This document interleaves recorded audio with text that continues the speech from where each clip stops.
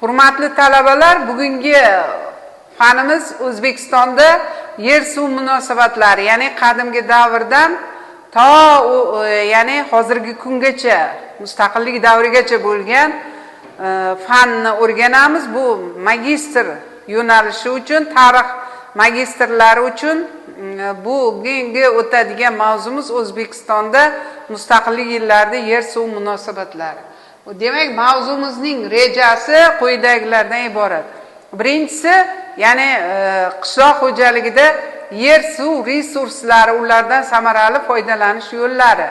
Ikkinchisi, mustaqillik yillarida qishloq xo'jaligida amalga oshirilayotgan agrar iqtisodiy islohotlarning asosiy yo'nalishlari. Uchinchisi esa qishloq xo'jaligining mamlakatimiz iqtisodiyotidagi o'rni va ahamiyati degan mavzu asosida tuzilgan rejalarda to'xtalamiz.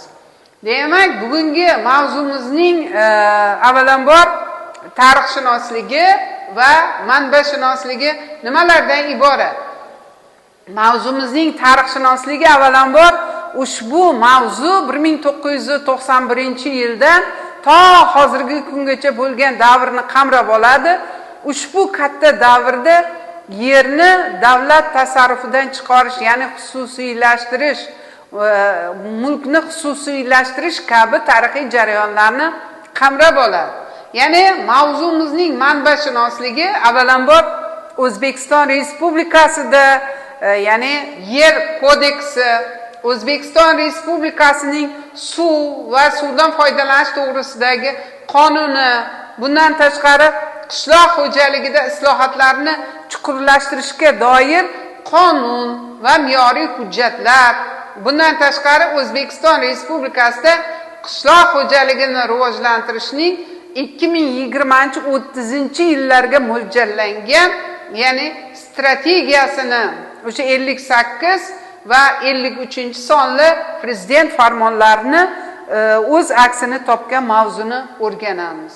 Demak, mavzumizning birinchi rejasi qishloq xo'jaligini, ya'ni mamlakatimiz iqtisodiyotidagi o'rni va ahamiyati nimadan iborat? Bilamiz, bizning mamlakatimiz agrar mamlakat hisoblanadi. Shuning uchun ham mamlakatimiz iqtisodiyotida qishloq xo'jalik tarmog'i muhim ahamiyatga ega. Chunki respublikamiz aholisining 48,4% qishloq joylarda istiqomat qiladi. Ularning turmush farovonligi yoki bo'lmasa, albatta turmush farovonligi qishloq xo'jalik tarmog'ining rivoji va uzviy bog'liqligini bilamiz.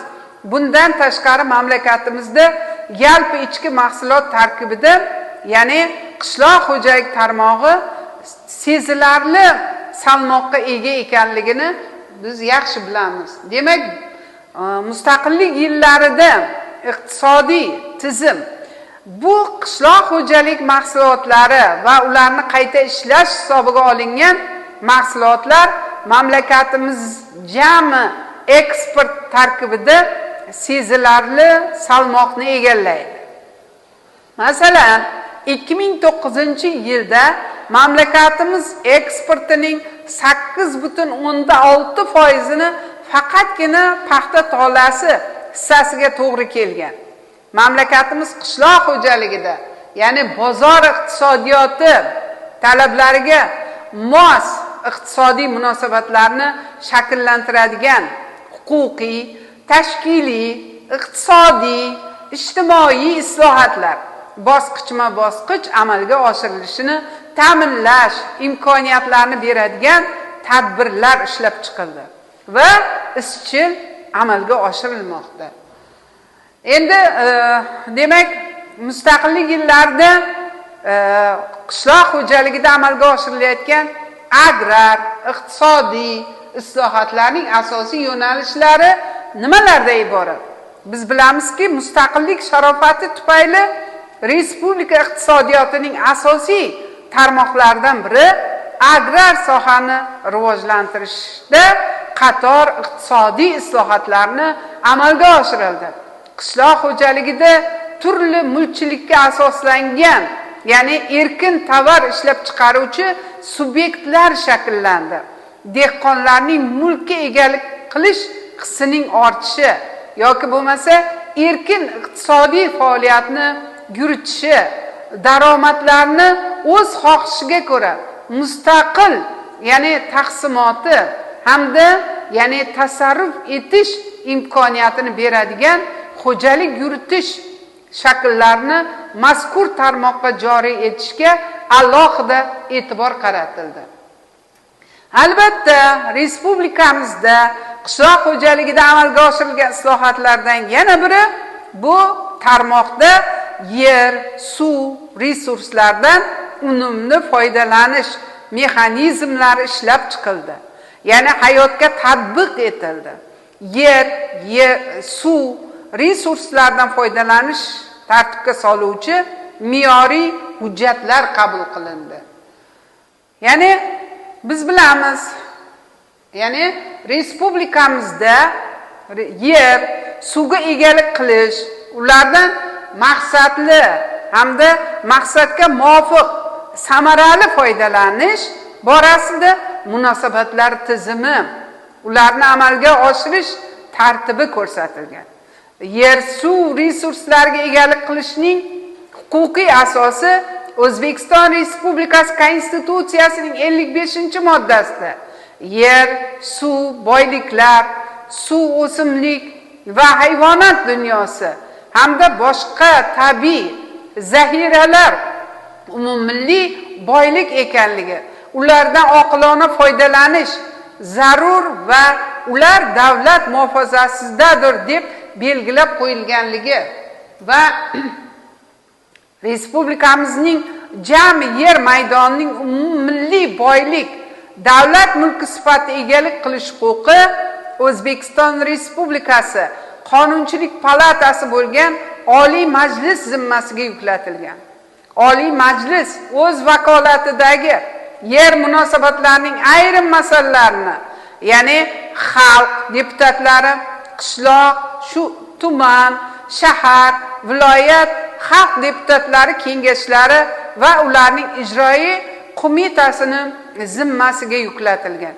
Ular yuqorida keltirilgan me'yoriy hujjatlar talablaridan kelib chiqqan holda yerlardan oqilona, samarali foydalanish maqsadida foydalanuvchilarga ma'lum muddatga, ya'ni haq to'lash evaziga foydalanish uchun berilmoqda. Endi respublikamizda qishloq xo'jalik hududlarida yashayotgan fuqarolarga umrbod foydalanish uchun 1990-2002 yillar davomida 600 ming gektarga yaqin, ya'ni qishloq yerlari bo'lib berildi. Bu maydon Andijon viloyatining qishloq xo'jalik yerlariga nisbatan 2,2 marta, Farg'ona viloyatiga nisbatan 1,8 barobar ko'p edi. Yerlarni, ya'ni berish natijasida 3,2 milliondan ortiq oilani yer bilan ta'minlanganlik darajasi hozirgi davrda, ya'ni qondirilgan 2001-yilning boshiga kelib, ya'ni mamlakat aholisi ixtiyorida 625,8 ming gektar, ya'ni tomorqa yerlar bor edi. Aholi o'zlariga berilgan yerga qonun doirasida egalik qilish, undan samarali foydalanish natijasida, ya'ni yurtdoshlarimizning qishloq xo'jalik mahsulotlari bilan ta'minlashda juda katta ulkan hissa qo'shib kelmoqda. Endi albatta qishloq xo'jaligida soliqlar tizimi ham takomillashtirib borilmoqda. 1999-yilgacha qishloq xo'jalik korxonalari, ya'ni daromad, yer, suv, mulk, boshqa turdagi soliq to'lovlarini to'lar edi. 1999-yil 1-yanvardan boshlab qishloq xo'jalik korxonalari yagona yer solig'ini to'lamoqdalar. 2011-yilning holatiga ko'ra yagona yer soliq stavkasi yerning me'yoriy qiymatini, ya'ni 6% miqdorida belgilangan. Ya'ni yagona yer solig'ining joriy etilishi xo'jaliklar uchun ancha qulayliklarni tug'dirmoqda. Chunki mazkur holat soliq miqdori, yerlarning o'sha holati, unumdorligi yoki ekilgan ekin turiga qarab turib hisoblashga imkon yaratdi. Hamda soliqlarni hisoblash, to'lash jarayonlari bugungi kunda ancha soddalashtirildi. Keyingi yillarda mamlakatimizda hukumatimiz tomonidan sug'oriladigan yerlarning meliorativ holatini yaxshilash bo'yicha jami ko'pgina islohotlarni amalga oshirilmoqda. Ushbu sohaga taalluqli 2008-2012 yillarga mo'ljallangan davlat dasturi qabul qilindi. Maxsus jamg'arma, ixtisoslashgan lizing kompaniyasining tashkil etilishi va bu ko'plab me'yoriy hujjatlarni qabul qilinishiga olib keldi. Endi prezidentimiz tomonidan 2009-yil qishloq taraqqiyoti va farovonlik yili deb e'lon qilindi. Bu maxsus davlat dasturini ishlab chiqilib, hayotga tatbiq etilishi yanada qishloq xo'jaligining rivojlanishiga, qishloqlarda hayot darajasini oshishiga, ishlab chiqarish va infratuzilmani rivojlanishiga, qishloqlarimizning qiyofasini o'zgarishiga, zamonaviylashuviga, qishloq aholisini munosib turmush sharoitlarini yaratib berishga qaratilgan chora-tadbirlardan biri edi. Mamlakatimizda qishloq xo'jaligida o'tgan asrning 80-yillarning oxiri, 90-yillarning boshida 887 ta jamoa xo'jaligi faoliyat ko'rsatgan bo'lsa, respublikamizda yetishtirilayotgan qishloq xo'jaligi mahsulotining 35%ni berar edi xolos. 2009-yilning 1-yanvar holatiga ko'ra Surxondaryo viloyatining fermer xo'jaliklar soni 15103 ta bo'lib, ularga biriktirilgan umumiy qishloq xo'jalik yer maydonining 696.908 gektarni tashkil etgan. Ularda band bo'lgan aholi 162.000, ya'ni 863.000 kishini tashkil etdi. Yollanma ishchilar soni esa 444.639 kishini tashkil etgan.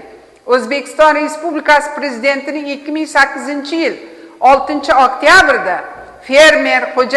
fermer xo'jaliklar faoliyatini, ya'ni yaxshilash, bundan tashqari yer uchastkalari miqdorini maqbullashtirish tadbirlarini ko'rish yuzasidan takliflar ishlab chiqish va ular bo'yicha maxsus komissiya tuzish to'g'risida farmoyishga muvofiq, ya'ni viloyatda fermer xo'jaliklari uchun ajratilgan yer maydonlarining hajmi qayta ko'rib chiqildi va ushbu tadbirdan so'ng faoliyat yuritayotgan fermer xo'jaliklar soni 7458 tani tashkil etdi.